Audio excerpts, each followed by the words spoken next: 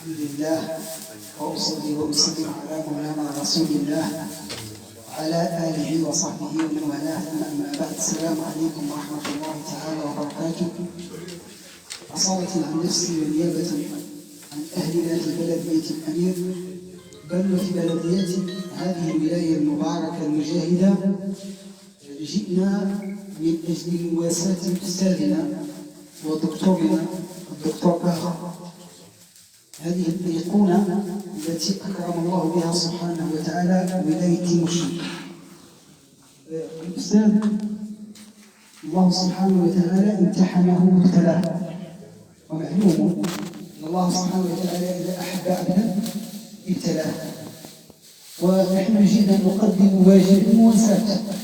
في الحديث القدسي أن الله سبحانه وتعالى يخاطب بني آدم يوم القيامة فيقول له: يا ابن آدم مرضت فلم تعدني، فيقول: كيف أعودك وأنت رب العالمين؟